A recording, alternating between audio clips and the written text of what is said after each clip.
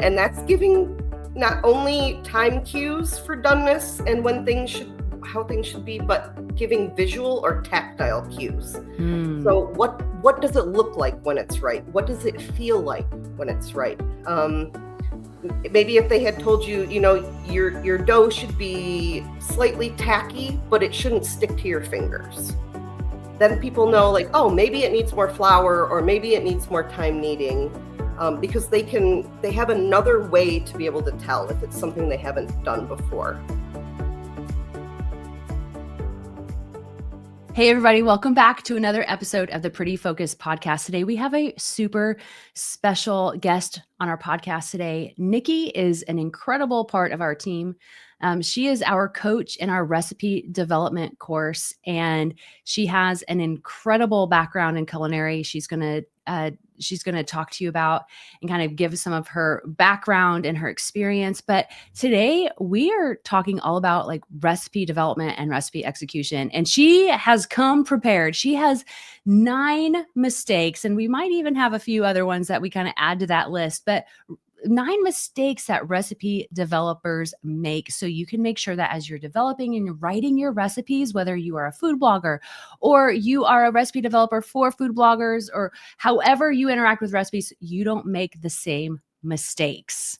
And so, Niki, why don't you start off sharing a little bit about your background in the culinary world?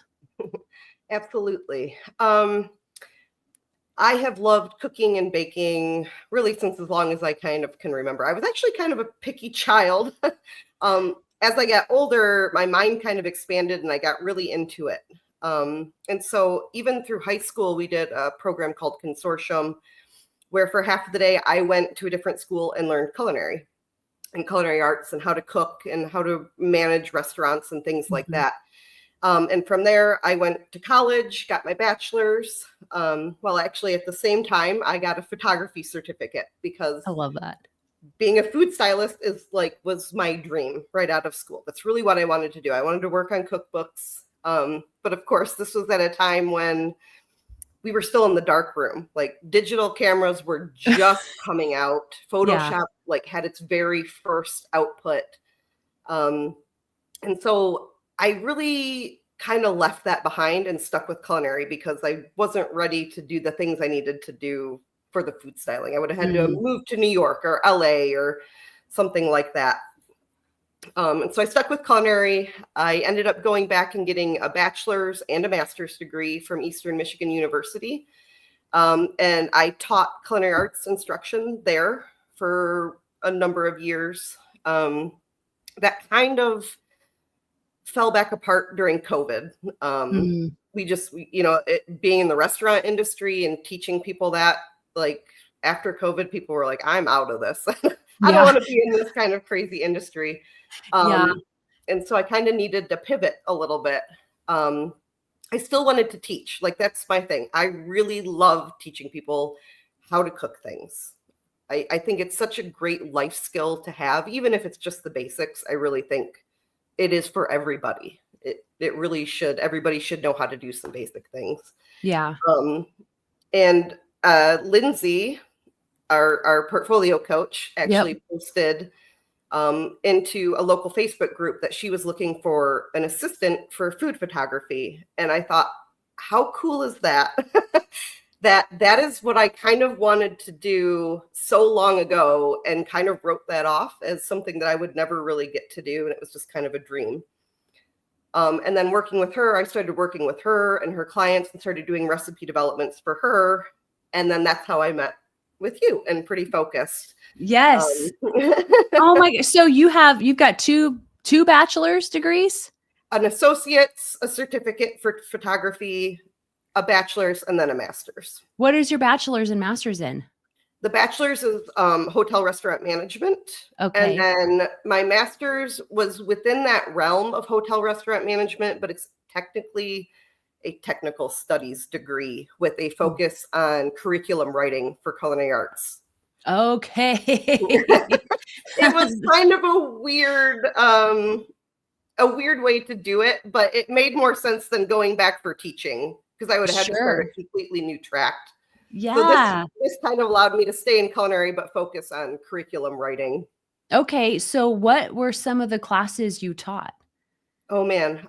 Intro, I taught that many, many times. It was like an intro to cooking class.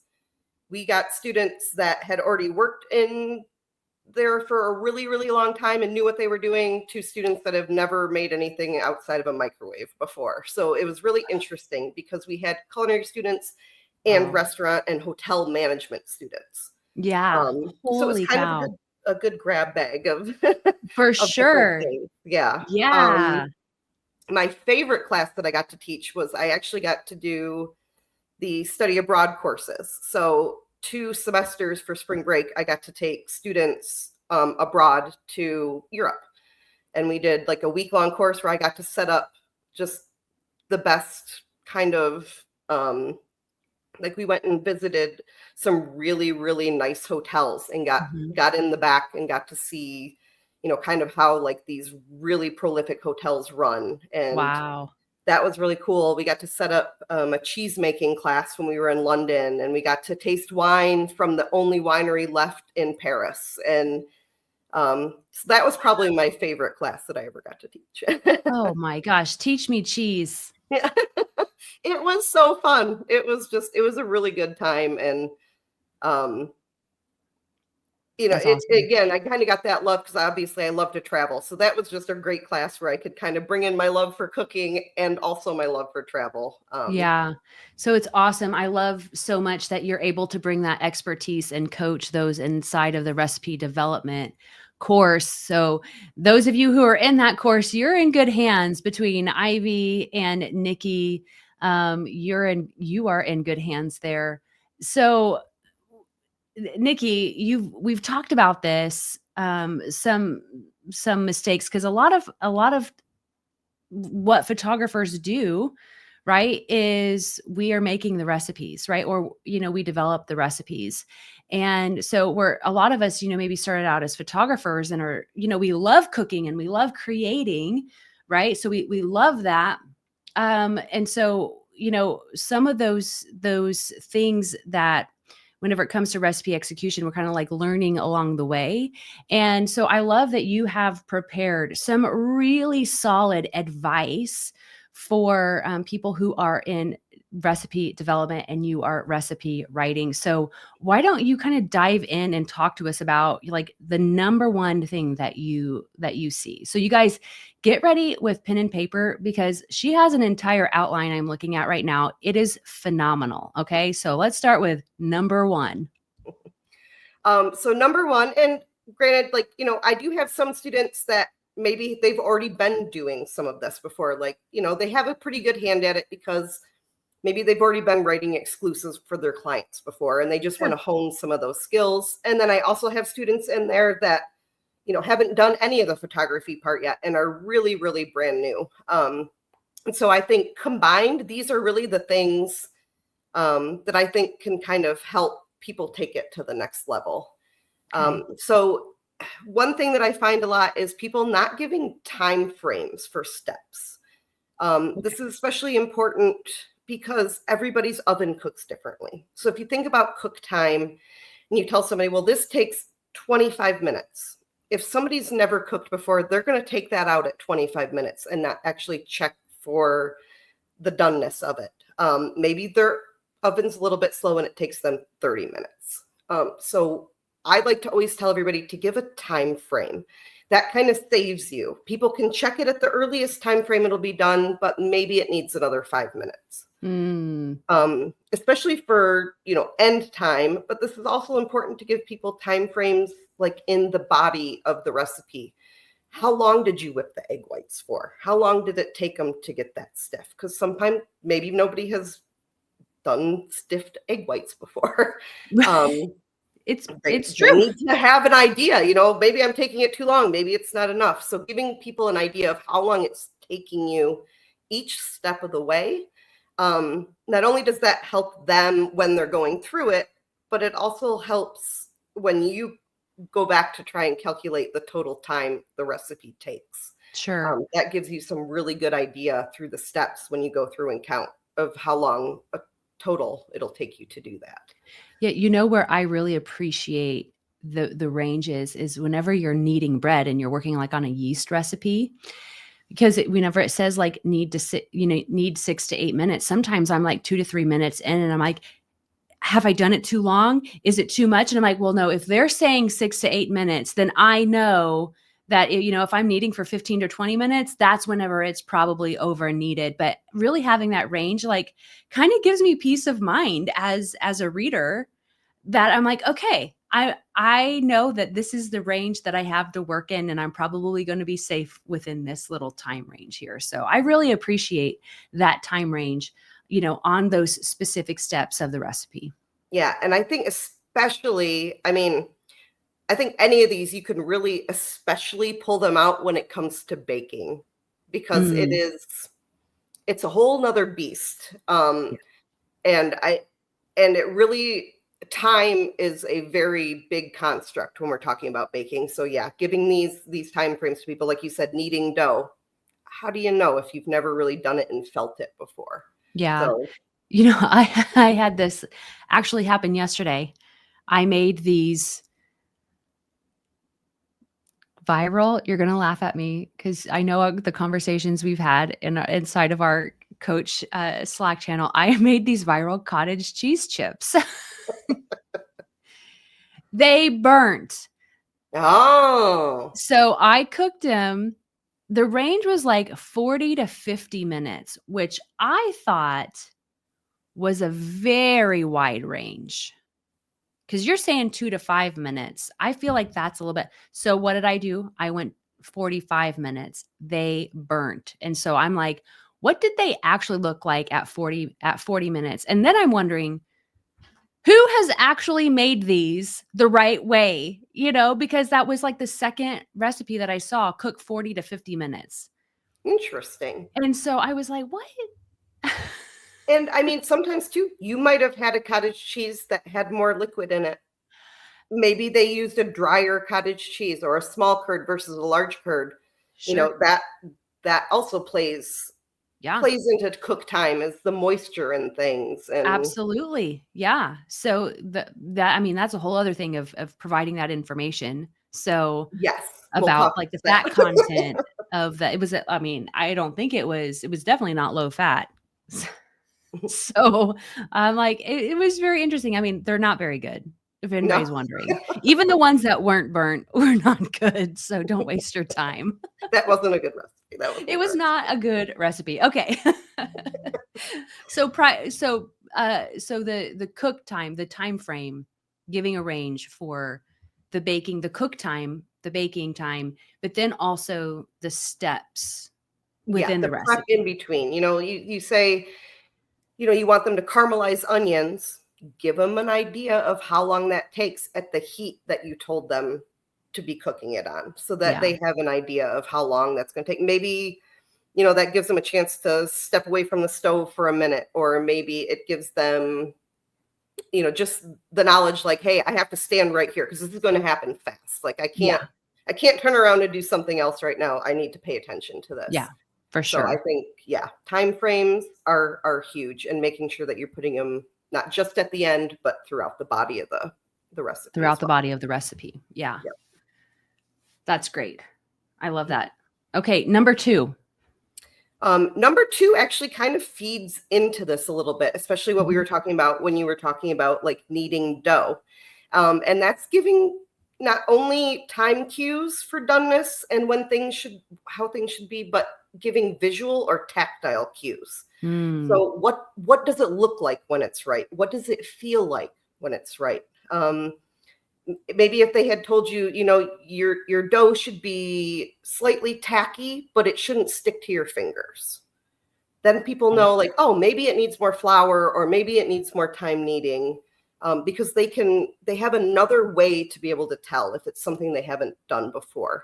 Yes. Um, the texture of, we see this a lot with like no bake cheesecakes. The texture of what the crust should look like after you add the butter.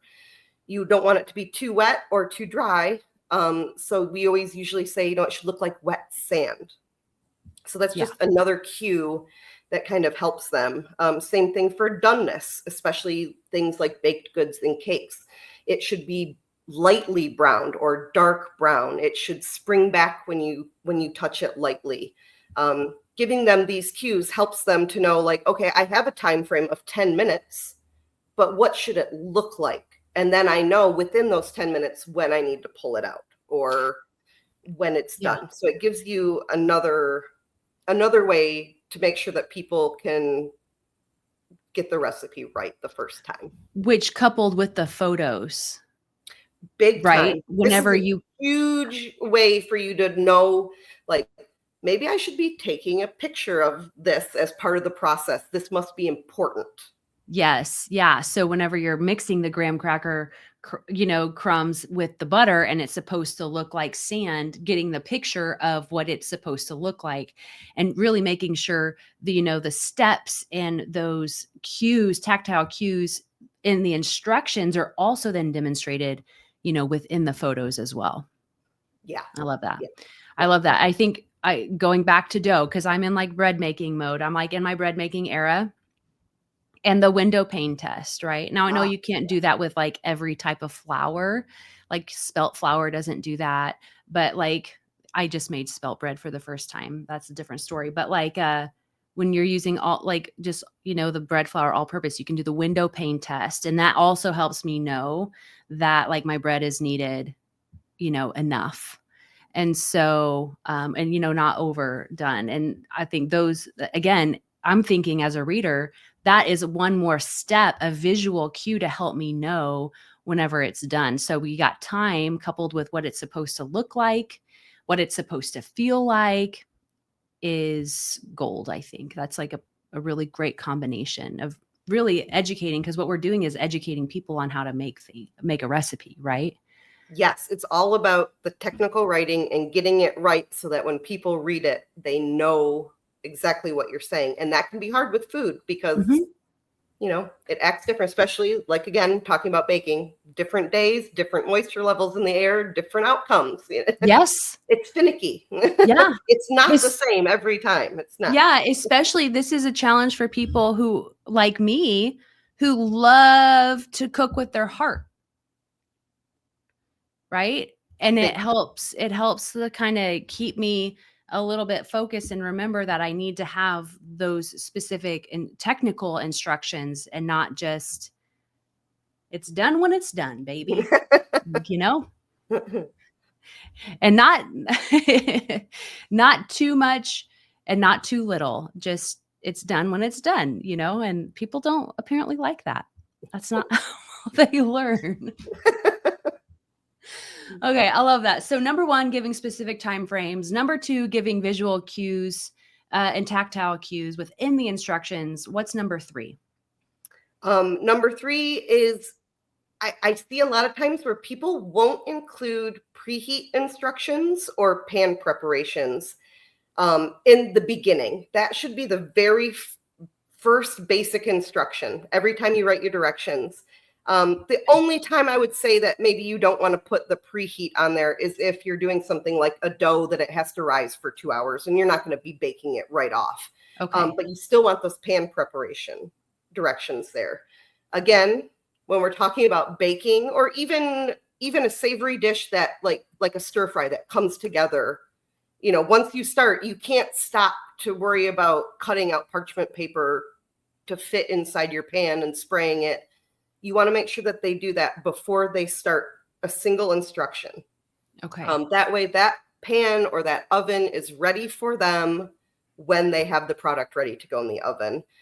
Something like a sponge cake that relies on air for rise, if that's sitting there for too long before you can put it in the pan, you might lose all of your rise in that. So it's just, I think it's a really easy little thing to kind of forget, but I think it makes all the difference in making sure that the recipe turns out correctly. Yeah. And I've noticed too on some ovens, like even though it says 350 and it dings, the temperature might not be at 350 yet. And so then, it's preheated and then some, right? So the heat of the temperature or that, the heat of the oven is actually, where you need it to be. Yeah. And you will lose some heat immediately when you open the door and put the cold product in too. The heat decreases and it has to rise back up. So yeah, definitely making sure that oven is well and hot for you to be ready. Yeah. And that's in the culinary world, if we're talking like commercial culinary, we always call it mise en place. And that's just making sure that you have everything ready to go for your recipe, getting all of the ingredients out and measured, and making sure that your oven or your pan preparations are ready for you is a huge part of that. Yeah. And we, as photographing recipes, because we start with the ingredient shot, we do have like, we kind of have that mise en place built into what we do because we're starting with the ingredients. And so I love, like, you don't have to, on those ingredient shots, like pre-measure everything, but sometimes it's just like a visual representation, but I personally like measuring everything ahead of time because now I have all these ingredients to just kind of dump and go. I'm ready to go and ready to rock and roll on this recipe. And all my ingredients are literally right in front of me. So I really like, having those measurements already, but okay. It also helps too to make sure that, if you say it takes you 30 minutes for the recipe, that's going to include preheat time. So if people think this recipe is going to take 30 minutes and then they get all the way down and they go, oh no, I never turned on my oven. Now you have to wait another 20 minutes for that recipe to continue going. So, in a time crunch, that can also kind of make people upset because it maybe doesn't give them the right time that they think it's going to. Yes. Agreed. I love that. Okay. So number 3, not including preheat or pan preparation directions as the first step, unless you're doing a yeast spread that needs to sit overnight or whatever. Yeah, you don't have to have that pan ready. Even marinating a meat, maybe you're doing a meat that marinates overnight. Obviously, you can put the marinating instructions first, but then before we start processing the meat, that's when we do the preheat. Yeah. I personally love racing the oven when I'm making cookies. Oh. Because I've made a lot of cookies, and I'm sure you're like the same way. Like I will have the cookies made and scooped out, like the first tray scooped out before the oven is even like ready. And I'm like, people are like, oh, it takes so long. I'm like, actually, like, it doesn't take that long to make cookies because you can have it all ready by the time the oven is preheated. So I love racing I love racing the oven timer. Oh my goodness. So anyway, okay, moving on to number 4. Again, this kind of goes along with mise en place. You'll see that all of these things really are very interconnected. Oh yeah. And that's calling to prep an ingredient in the directions that you've already pre-prepped in the ingredient list. So for example, say you say 2 large onions sliced in your ingredient list. We don't need to have a direction to slice them because you're assuming that people already have all of that the way that you asked for it. Yeah. Okay. So not only does it seem, it can confuse people, but it also makes it seem like the recipe is going to be a lot longer than it really is. Because you're asking, you're adding all these steps that really aren't necessary. Mm-hmm. Same thing with like a 1/4 cup of toasted coconut, right? We're not going to have toasting the coconut in the recipe because we've already asked for it to be toasted. Sure. Right. So then that would be a great note or FAQ about maybe how to do those things. That's a great way to add in more information when maybe it isn't needed in the body of the recipe, but making it a note instead. Like, Lindsay and I did a number of coconut recipes when we very first started working together. And we found that you can actually toast coconut in the microwave. And it turns out beautifully. So we don't forget it and burn it in the oven or on the stove and it gets too hot. You can actually like toast it. Like it takes a minute to get going, but then you just stir it every 30 seconds and put it back in and it toasts up beautifully. So that would be a great note to add to the bottom, maybe. Okay. To give you some better, beefier information. Wow. Now I'm like, Could I have made my cottage cheese chips in the microwave? That sounds like an air That's fryer great. experiment. I'm going to let that go. I'm going to let it go. I'm not, I think that's really fantastic. That's great. And that's all a part of like, mise en place of like having all of your ingredients prepped ahead of time, because holy cow, if you put like, all right, step 1, prepare your step 2, slice your onions. Step 3, toast your coconut. I don't know what type of recipe you'd be making if you were slicing onions and then toasting your coconut, but you get the idea, right? But it just is like, it adds to it. Like it just makes the whole thing so much longer whenever those things just could be prepped ahead of time. So making sure the prepped ingredients, if an ingredient needs to be prepped or the onions need to be sliced a certain way, is in the directions. Yeah. And I think it cleans it up a little bit better, and it gets people more ready. We go back and forth, and sometimes maybe you want them to cut something a really specific way and it does need a direction. And that's okay. But obviously that's a case by case scenario. Most people can slice an onion and they know what that means. Like, yeah, maybe you want them to do something odd, like cut a pineapple a certain way, where maybe you do need more instruction for that instead of just saying, in cube or in triangles, like maybe break that down and tell them exactly how you do that. Yeah. And again, for the most part, having things like garlic already cut or minced or pressed or however you do it just helps with the flow of the recipe and the time frame, keeping them under wraps. Yeah. Well, again, that's where photos and video come into play too, because you can reference if it's like an intricate way to slice a pineapple. I don't know what you're doing to that pineapple.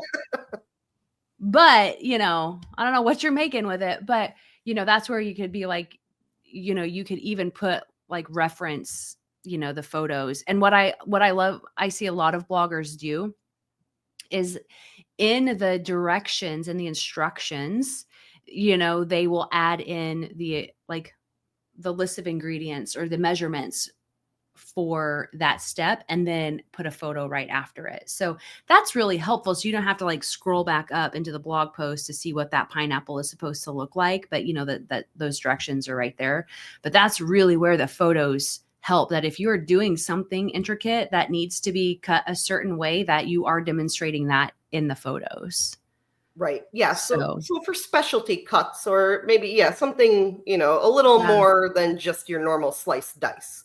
Yeah. It can be nice to call those out. But for the most part, just make sure that you're not double dipping from one to the other. Yeah.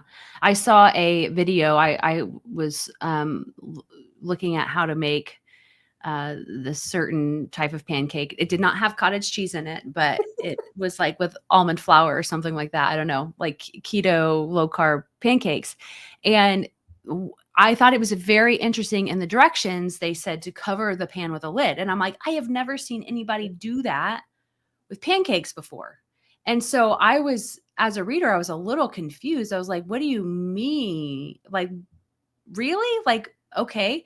So I went to the video to watch and they left that step out. And I thought, how interesting. Like when you have something that is very specific and different to a recipe, you have to include it in the video. You've got to include that, I think, in the photos whenever it's a unique way of cooking and doing things. I was like, did you actually put the lid on? Like, do I need to do? So it made me question the validity of the recipe and wonder, is it going to turn out the right way? So, I mean, pancakes led me to question everything. So making sure that it's represented in the photos and in the video of like these, these specific ways that you're prepping ingredients or specific ways that you're cooking things. It's very important. So, or placed in the FAQ, right? Like you said. Yeah. If it's like a weird specific note that maybe it doesn't seem like it fits or flows well in the body, adding that to an FAQ or a note, because that right there should kind of send off your alarm bells. Like somebody's probably going to ask about this. So like 99.9% sure somebody's going to ask about it. So, and that's a way that you can serve your clients really well, is providing them that information because, whenever bloggers are buying recipes, they don't have that connection. They don't have all the context to the recipe.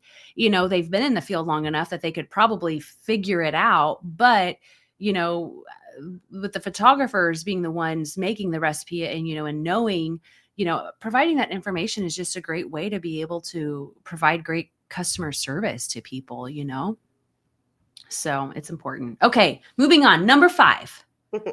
This is a good one. I love this one. Yeah, I think this one is important. And it can kind of depend on style, but when you're doing like a multi-product recipe, like say you're doing a cake from scratch and it involves a filling from scratch and a frosting from scratch, separating those out in both the ingredient and the directions with subheadings. It's so much easier for your eye to look and follow it, especially like you make the cake and you got to cool it, and then you're going to come back later and make that filling. You want to be able to find that without having to read through the entire recipe. Like, wait, where am I at? Where is the filling? This sure. Calls it out for you with the bolded subheadings. So you go, okay, this is the filling part of the recipe. It also helps big time, like same kind of a recipe with a cake like that. You're probably going to have sugar in multiple different parts of that, right? You're going to have sugar in the cake. You're going to have sugar in the frosting, probably going to have sugar in the filling. So instead of trying to combine all of those into one amount of sugar in the ingredient list, that lets you break this out much easier. Yeah. You could do it the way where you list sugar and then you put the comma and you say divided, but then the reader has to go through and mentally look through the recipe to find out how to divide it. If you write it this way, it's already divided for them, and it is so much easier. It's like mental gymnastics. Yeah. I'm like, because I've had those recipes, and I'm like, where is the other sugar? Where does it go? Yeah, and this makes it so much easier to do that. And you can, right. With these kind of recipes, you can stop and start. You can make the cake a day ahead of time and then go back and fill it and frost it the next day. Yeah. And it's easy for you to just jump right up into it. Yeah, sure. And I mean, there are times whenever that comma divided is needed, you know what I mean? And can be used, it's Absolutely. not like whenever it's just like one single, ingredient or like 2 tablespoons of butter divided, or like, okay, we're going back to bread recipes, right? Like whenever you need, you need olive oil in the recipe, but then you need olive oil to like grease the pan and stuff. Like that would be a case wherever you would say divided, yes, because you don't need a whole section for like greasing the pan, 1 tablespoon of olive oil. That would be weird.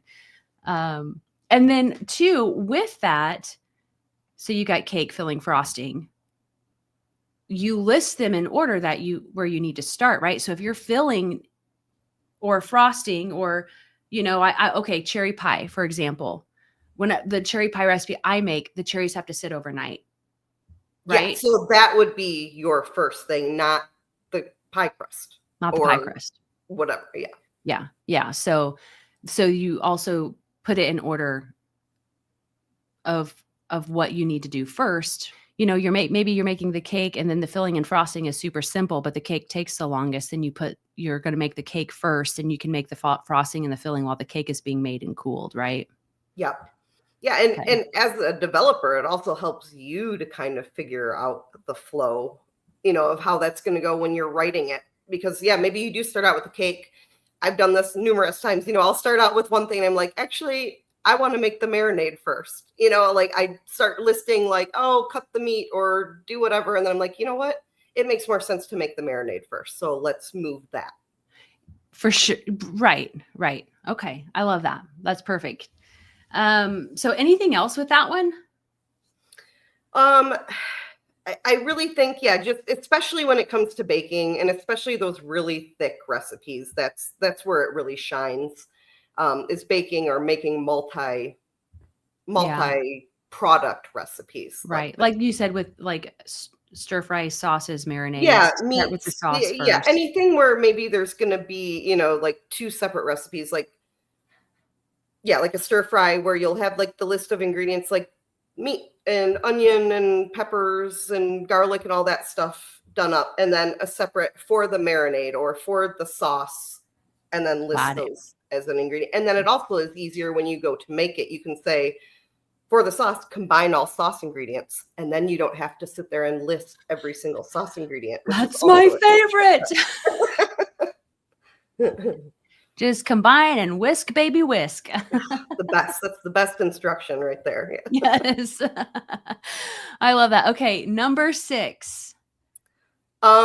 This is another one that I find, especially for people when they're just kind of starting out, is not combining enough steps in your directions. Like, not every single thing has to be its own instruction. You know, nobody wants a 5-page chocolate chip cookie recipe. Okay, you noted. kind of expect that to be simple and quick. So, you know, thinking about where the natural breaks occur, like if you're making a cookie dough, let's stick with that. You know, you wouldn't say like, you would probably do the whole creaming your butter method in one step. You wouldn't say like, beat the butter until soft, and then as another step, add the sugar and beat. You know, you would probably combine those two things. So thinking of ways that you can combine a few steps where it makes sense, and then starting another line. Okay. Yeah, it helps for, you know, visualizing it and people being able to do it. It seems like maybe it would be easier if everything was a certain, you know, its own certain step, but really it just kind of muddies the water a little bit. Yeah. Okay. I love that. Combining steps instead of, well, when you think of the cookie dough, you're creaming the butter and the sugar, and you stop and you add the egg and vanilla, and then you mix together. And then in a separate bowl, you have your dry ingredients. I do not ever put my dry ingredients in a separate bowl. I'm sorry. I just dump them in. Illegal. I mean, if I was like doing this for a client and serious, but like when I'm making I'm just dump and go. And you know what? My family obviously does have made enough cookies. You're beating the clock, so I'm beating the clock, man. I'm not dirtying up another bowl. Not for my family, you guys. If I was working with clients and following a specific recipe, I would follow that recipe to a T, because there were times even, you know, follow it to a T. Okay. So number 6 is not combining steps. You know, not every action needs its own step. And I think when you think about photos, when you're thinking about like, what do I need to photograph? Do I need to photograph the sugar going in the bowl, or, you know, the butter in the bowl, and then the sugar in the bowl, and then it's creamed, and then the egg, and then the vanilla? You don't have to photograph all of that. You photograph the steps. So you photograph the creamed butter and the sugar, you know, together. You know, that's another great kind of like guide to helping you know when those breaks happen is right. When would you want to take a photograph of that to show somebody? Yeah. I might, you know, start off with like the butter and the sugar whole, just to have it. And then, I would do that. And then I think I would show it creamed with the egg and the vanilla in it. Right. And then, it doesn't look that much different, you know, before and after. You have to cull it down. You can't give 8 million. Because I mean, good gravy. Yeah. And so knowing, you know, the steps of the recipe, you're not photographing every action. You're kind of photographing every step, you know. You don't have to photograph. Really good way to put it. Yeah, it's not every action, but the steps. That's a really good way to say it. You know, and like with a sauce and marinade, you don't have to photograph you adding every. Okay, I've got the soy sauce. Take a picture. Chili flake. Take a picture. You know, you don't have to do that. You just dump and whisk, baby, whisk. You know, come on, just take. You know, you don't have to.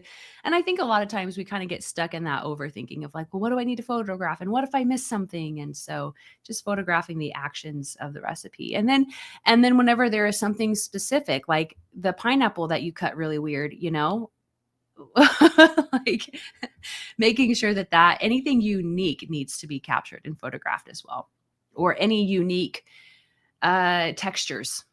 If you're making caramel sauce, something complicated, like let's really make sure that people know what it looks like whenever you pull it off of the heat, or, so. All right, number 7.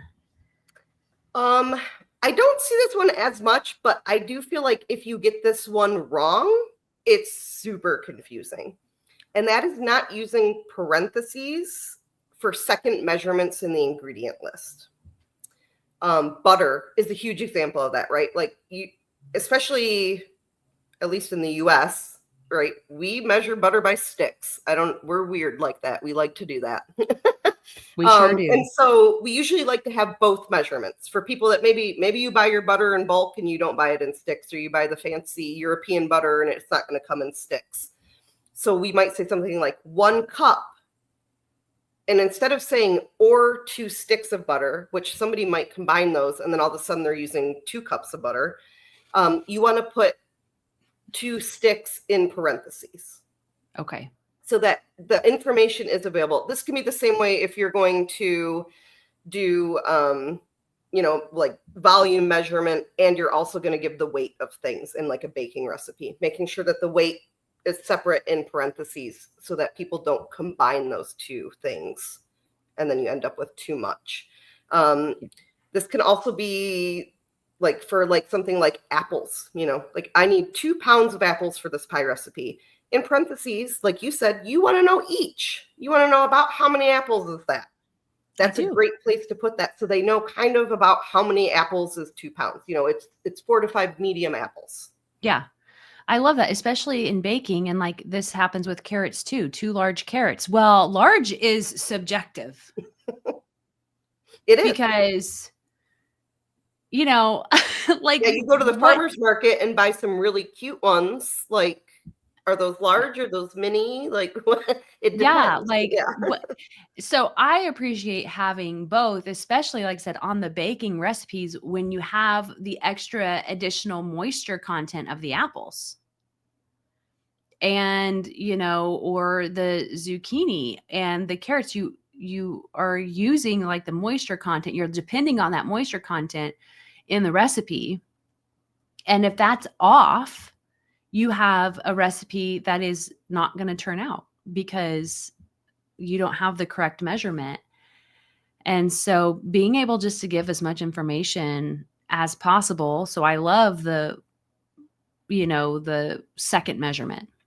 Yeah. And I mean, obviously it's not always going to be a possibility, but anytime that it is, when you think of like, how else would people measure this? Like boxed products, putting 1 box of cake mix. Well, cake mix can be 6 ounces or it can be 5.3 ounces.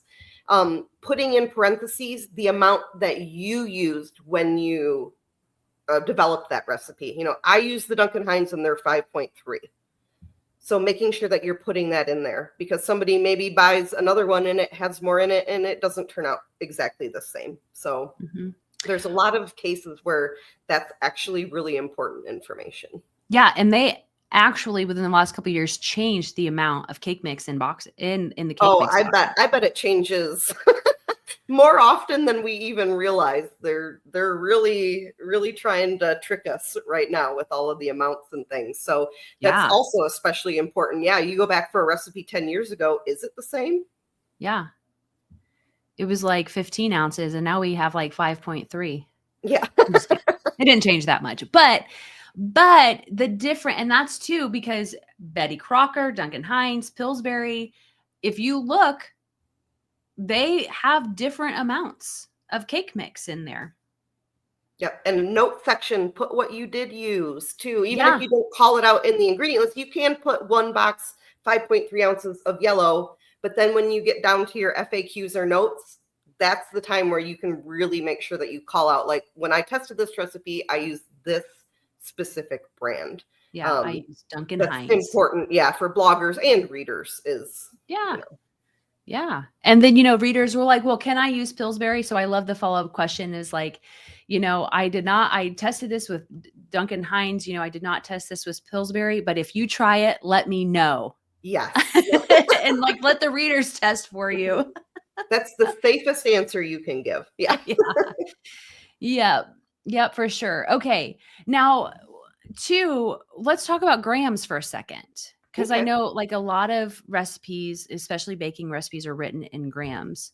So in this case, would you prioritize grams of butter and then, we put like 170 grams, comma, 1.5 sticks? Is that what you would do? Or do you think like I guess it depends on your readers and what you I want. think that's where it lies, is it depends on where your readers are coming from. I know that we really focus on, the metric system and all of that when it comes to that. So, if your readers are from, a lot of your readers are from the UK, you probably want to do stuff in grams because that's generally how they do it there.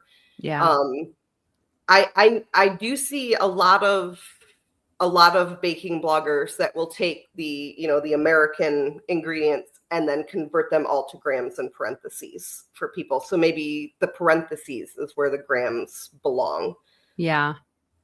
So just whatever, I guess it doesn't necessarily matter because you could do, 1 cup parentheses then in grams, or you can do grams 1 cup Yeah. in parentheses or something like that. I personally love baking in grams. I don't even use measuring cups. It is the far superior way to do it. We really dig into those traditions and we don't like changing things. I think because I follow a couple of bloggers in New Zealand and Australia, and they have really, really great bread recipes. And again, I'm in my bread era, and so I love following them, but I love the comments that they get, that people get so mad at them. How much is 65 grams? How And many yes, tablespoons? Yeah. why don't you speak English? And like, why don't you like just give a mirror? I'm like, come on, guys, just get a scale. And it's actually so much easier because It's so much better anyway in the long run. it's so Especially much if you're better. going to Because get that into baking, definitely get a scale. yeah, for sure. And I love because like I can use less dishes because I'm measuring. Like I'll just put it all put the bowl out, and then I don't have to worry about getting out all of these specific measuring cups. I usually just use my 1 cup and then just dump and go, and my recipes turn out great every time. Because They turn baking out is the same. science, and that is scientific. Yeah. Such a more For scientific way to do it. for the longest time, my cookies were inconsistent. This is like back in the day. My boys were little. I was first married, and I'm making the cookies because I want to be like Monica Geller and like be the mom with the best cookies on the block, right? And so, but my cookies turned out different every time. And I'm like, what is happening? And it was like, duh, like I was not measuring the flour correctly, spoon and level versus just, scooping it out makes such a big difference. And so Well, it now they does, turn out the same every especially, time. moisture content in the air. Like it's denser. Sometimes it's denser and heavier, and sometimes it's lighter. Mhm. So it really is a game of Even brands of butter.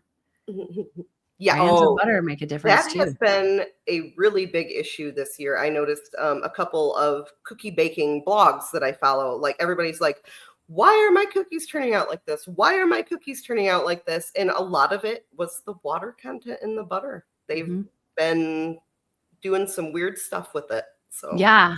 And it's crazy that like the most expensive brands have the most water in it. At least that's what I have found, like in going into like Walmart. I haven't tried Trader Joe's butter, but I just recently I posted this in our grad group that I bought Aldi's butter, and I was a little nervous because I'd never used it before and I had to brown it for a recipe. And usually I use Costco butter, which can pop a little bit, but I think I've tried Land O'Lakes maybe, and I had to pull the butter off of the burner because it was popping and exploding so much because of the water content. I was like, I can't use this. This is insane. It was like, I mean, it was really bad. So I was a little nervous about Aldi, but it browned like beautifully and I'll it have to didn't remember pop that. at all. And I was like, okay, I'm impressed now. Like, now this might have to go on the list. Yeah. This might have to go on the list for sure. So I'm like, oh, and I need to do a brown butter experiment because you can really see the water content when you brown the butter. Big Because time. I did a brown butter cookie the other day. I mean, like maybe a month ago. And I haven't browned butter in a really long time for anything. And I thought I was like, do I remember how to do this? What is wrong with this? Because it went on and on and on and on. And I was like, is this ever is it ever gonna evaporate out of here? What is happening? Well, Eventually it did, but it took a really long time. I feel like the Aldi butter did take longer, but it didn't Spit explode at you. Yeah. Yeah. And it could have been my heat level too that made it. But anyway, okay. Butter. We could have a whole episode about butter. Maybe we should. You'll get there. Maybe we should. Okay, number 8. Number 8, and I think this is kind of a really good all-encompassing step for what we've been talking about, and that is not being detailed enough in your instructions, right? So like being detailed in the ingredients list. We're talking, like we already talked about, like what size carrots or apples do I need to use? Mm-hmm. Is the butter salted or unsalted? What if you have chicken thighs, are they boneless, skinless? Are they bone in, skin on? Making sure that you're being as specific as possible. Same thing when it comes to measuring flour or measuring brown sugar. Is it packed tightly? Is it lightly packed? Are you scooping and leveling? So making sure you're as detailed as possible in that ingredient list. Even when it comes to things like, I want my onion sliced. How thick do you want the slices? Does it matter? Maybe it doesn't matter. But going into detail about size and shape and things like that in that ingredient list helps people get it right from the beginning. Mm-hmm. Same thing in the directions. If you're doing a cinnamon roll dough, how thick should it be rolled out? Or what size should it be when you're done rolling it? You can say just roll it into a rectangle, but that doesn't really help anybody. Right. So making sure that we're specific in pan sizes that we're using. Is it an 11 by 13? Is it a 9 by 9? Is it a metal pan with square sides for those perfectly cut brownies? Or can you do it in a 9 by 9 glass dish? No, you can't. No. I know. I got to get myself some better baking pans. Lindsay has those USA pans, and they are spectacular. Love them. They're on my list. Need to get. I have the cake pans and the baking sheets. There have been a couple of things that have like scraped off on them though. Has that happened with hers? I have not noticed that. They seem to be in really good shape. Okay. Still. There's been a couple of things that have scraped off on mine, but I still really like them because I love the it's not a flat bottom. And I really notice a difference because it's got it's got a textured bottom. Yeah, it's like kind of corrugated. Yes. I love that word. Yes, that's exactly how it is. And so it does allow air, and I do think it cooks like a little bit differently. And so I really like it. Yeah, I don't think we've ever had anything like stick in there that shouldn't. And then you always get the beautiful edges when you go to cut the bars or whatever. Yes, I love the square edges. If you're doing brownies and you're doing bars, please do not put them in the round glass pans with round corners. It just makes a really big difference to the aesthetics and the styling of the recipe. And also, I mean, Nikki, you and I could talk about this all day long about how glass and metal pans cook differently. Oh, so different. And you'll even notice, like, even on the box brownie mix, they call that out, right? Because it is such a difference that they're like, oh yeah, if it's in a metal pan, it can go, it's less time than if you have it in a dark pan or a glass pan or whatever. So yeah, making sure that you're kind of calling those things out is really, really important. Yeah. And a great place to do that too is in the FAQs. You don't have to necessarily put, metal USA pan in that you should put metal pan, and then in the in the FAQs or notes is where you can really tell them exactly what pan you used. Yeah, for sure. I know that's a good one. I know Lindsay oftentimes will she has links to a lot of her equipment that she'll slip in there. Oh, that's as beautiful. well. Great. And then, Because the bloggers you can know, use that for yeah, affiliate links. That's fantastic. absolutely. So I see this like with pie dishes. A lot of pie dishes in the store are 9.5 inches, but a lot of recipes call for 9 inches. And I have gone round and round because I have the 9. I've got 2 white porcelain 9-inch pie plates that I have found on Amazon. It comes 2 in a pack. They're beautiful. That's what I use, because if you go to Walmart, you go to Target, you're gonna get a glass Pyrex one. It's 9.5 inches, and it's usually shorter. Like yeah. I feel like the glass one, like the Pyrex, they're wider, but they're like weirdly shorter. So Yeah. the filling is different. So sure. like pies are a whole situation all on their own. And you enter in and you don't have the right size pan, your crust is not going to fit. And it makes me so mad because pies can be so finicky anyway. And they're a lot of work. So you want it to turn out right. They're a lot of work. So, okay. Awesome. Like I said, great.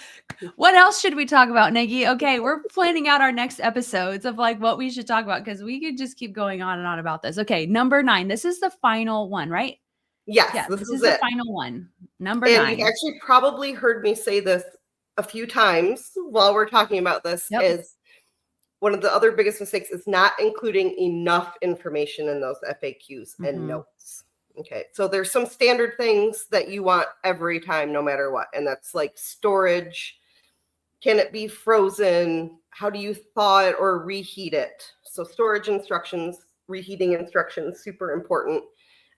Again, those pan sizes, getting those things in there, the type of pans that we're using, substitutions for things. Now, I know, a lot of times people like to kind of willy-nilly throw in substitutions, but there is some times where you can't substitute whole milk for heavy cream, right? Like it's not always a substitution. So when you talk about substitutions, putting in there also kind of like, well, why can't I use whole milk? Because it'll curdle, or it doesn't hold up to the heat, or it won't be thick. You won't have the same texture. So making sure that we're adding things like that into those notes, that really helps people, because you know how it is. People pick out a recipe, they're ready for it, and then they open their fridge and they're like, but I don't have heavy cream, and they're going to probably look through the notes or the comments to find out, well, can I use something else? So having that in those FAQs is really, really helpful for not only your reader, but also your blogger, because that's who they're going to be asking. Yeah. I think too, as somebody who's made the recipe, it's also helpful to, like I love, you put on your notes, the more you can remember to include here, like the better chance the blogger has a successful recipe with their audience, and so even just talking about how it tasted and some textures and, and calling out some of those things. And there's some ways to streamline this, to be able to add in, that additional information without feeling like you're sitting in front of the computer, for hours trying to come up with things to say. And so there's different ways that you can streamline that too. But I think, is like you said, as much information as you can give the blogger as possible, to be able to like pull that together and really promote it to their audience is really important. It's part of, I think, providing like a good service. Not that you have to write an entire blog post for them. You just need to give them a little bit more information, on the recipe, so they can make that personal connection with their, the reader to the recipe, right? So as much context as you can give them as possible is good. Right, because they're going to be answering questions on a recipe that maybe they haven't made yet, or maybe they've only made it once and they haven't made it with this other thing. And that's where that answer of, well, I haven't made it this way, but you're welcome to try it. Or I think that could work. You're welcome to try it. Yeah. are And also. I think too, this is really important. You guys are listening. You're listening. If you are developing recipes, I would save your notes on recipes. Keep them, I don't know, an Excel document, like folder. I don't know. I don't know. I would save those recipes, save your notes. And also whenever you're delivering these recipes to clients, make sure your contact information is on them. So, because sometimes bloggers will purchase things ahead of time and then they go, they ahead of their publishing schedule. And then they go a couple months later to publish it and they have questions about the recipe and need to get in contact with the photographer. So make sure you're providing your contact information on there. But two, there have been bloggers who have posted that recipe and then 6 months later, a client or like a reader has a question. And so, and I have known this happen, this type of open relation, like this open communication relationship between a blogger and a photographer that she purchases from. And, this is not a one-on-one. She's like just purchasing recipes from her shop. So she'll go back to that photographer and the photographer has those notes saved on the recipe. So she can go back, reference those notes and be able to answer those questions. And the blogger loves that. And it has helped build trust between that blogger and photographer. So she knows that even if 6-12 months down the road, a reader has a question, she can even go back and reference. But that's also why it's really great to hand any other notes you have about the recipe to the client so they can go back and be able to reference those questions. Because we have to remember, like for bloggers, the recipe is their bread and butter. Like that's what they're building their reputation on. Are these recipes. And so if you can help not just provide an excellent recipe and an excellent photos, but if you can also add in, that layer of like support and customer service, I think that, that's part of your product and that's part of who you are and that's part of how you serve. So whenever you're thinking of like, oh man, there's so many people who do photography, how am I going to stand out? It's not about the what, it's about, how you serve and who you're serving that can really make you stand out among the rest. And so the photographers that I see do really well, have that open communication and are serving their clients in that way. And so I think that's a really great way for you to stand out whenever it comes to customer service and communication with bloggers, and is so important. So Absolutely. And, knowing your client, or even, as just the recipe developer, I don't take the photos, but working with somebody that does, I know, like, I had made a recipe for an orzo the other day, and I left a note in there for the photographer who's going to be doing the photos to say, hey, by the way, this soaks up moisture really quickly. You probably are going to want a little broth on the side to help keep it thin for photos. So knowing kind of those tricks that can help them and adding that in as a note, that maybe that won't go to your end blogger, right? But it will go to the photographer as well. So sure. Yeah. If you're just doing the recipe development portion and not the photos. Yeah. Absolutely. I love it. Man, Niki, you shared some really great advice here on recipe execution and writing recipes. And you guys, we're excited because Niki is extremely skilled and gifted. She's, has a background in teaching culinary. And not only is Niki coaching, Niki is going to be stepping into a teaching role here in Pretty Focused, and she's going to be teaching in the future. We're going to be releasing classes and boot camps later this year, where she is coming in and she's teaching like next level, cooking and, even like beginner cooking skills and like advanced cooking skills. And so we're so excited to see her step into that role of teaching, because you can see she has so much knowledge to share. She is so gifted. Whenever we kind of talked about what we were going to talk about in this podcast, I said, hey, Niki, let's talk about, some common mistakes that you see people make. And she was like, sure. Within an hour, she had sent me this incredible outline of things that she sees. And I just think it just speaks to her as a communicator and as a teacher. And I'm really excited to see her step into this into this new role within Pretty Focused. So make sure that you are following along. Make sure that you stay tuned, because we're going to be releasing some classes this summer and this fall that Niki's going to be teaching specifically around cooking skills and how you can, and recipe execution. So Niki, I'm so excited. I'm really ready to get back into my teaching role. I mean, I already get that with the coaching, but there's nothing like getting in front of a camera and really, releasing my passion. So I'm really excited, and I love the opportunity, and I'm excited that there's want and need for that. So. Yes, absolutely there is. I think that you can never, I'm still learning. I've been doing this for a while and I'm still learning, and you're still growing. And so that's one of our values here, is just to never stop growing. And so so that's why we continually put out classes, and we don't just want to maintain, right? You don't just want to maintain. I think that you should always be looking for ways to grow and expand. And so we're so excited to see you in this role. Thank you. It's awesome. All right, you guys, thank you so much for joining us for another episode of the Pretty Focused podcast. We'll see you back here for the next one.